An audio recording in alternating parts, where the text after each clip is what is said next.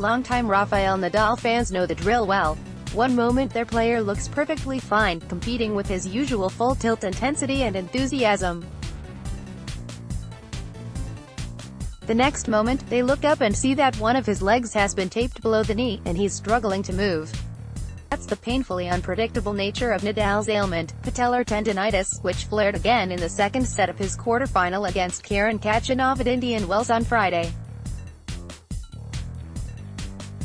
Nadal had come back from a breakdown to win the first set in a tiebreaker.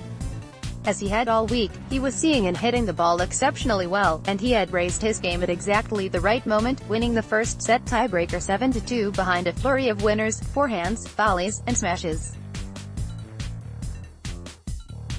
Nadal's continued at that level through the first three games of the second set, until he reached break point on Khachanov's serve at 1-1. During the ensuing rally, rather than taking a final step to get in position for a forehand, he lunged at it and sent it along. We found out why a few minutes later, when he limped to the sidelines, stretched his legs against the net, and called the trainer. By the time Nadal came back out to serve at 1-2, his right knee was taped, his service speed had dropped 10 meters, and he had stopped running for balls in the corners. A likely win, it seemed, was about to turn into a defeat, and a much-anticipated semi-final against Roger Federer was about to be derailed at the last second. Each time Nadal walked toward his chair for a changeover, everyone in the stadium waited to see if he was going to call it a day. But as so often happens when a player is injured, his opponent was equally affected, and equally disturbed. Serving at 2-2, Khachanov misfired on a series of forehands and was broken. While he would get that break back in the next game, an opportunity to build a lead and to further discourage Nadal had been lost. As the set progressed, Rafa's movement and his spirit returned. After saving a set point at 4-5, when Khachanov sent a half volley wide, Nadal again lifted his game in the tiebreaker.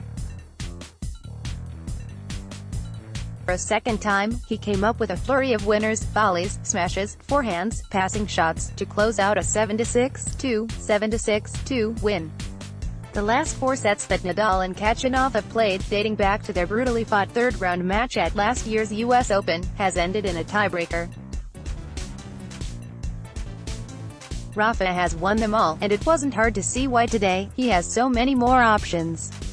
While he has been accused of playing a one-dimensional baseline game in the past, Nadal was the player who closed out big points at the net, who finished with volley winners and overhead winners, who found a way to attack, rather than defend, when it mattered, and who put the ball at Khachanov's feet on passing shots.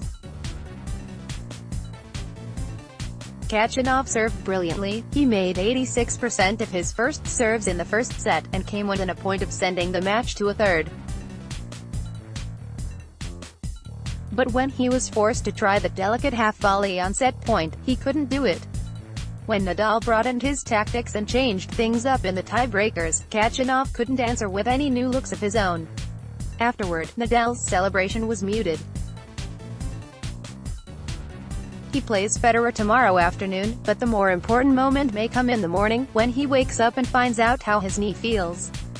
When he faced Khachanov at the Open, Nadal also played with his right knee taped. He survived to win two more matches, including a classic against Dominic Thiem in the quarterfinals, before having to retire in the semifinals.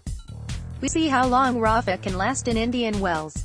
When he faces Federer, an opponent he has lost to 5 straight times, we'll also see how well he can play.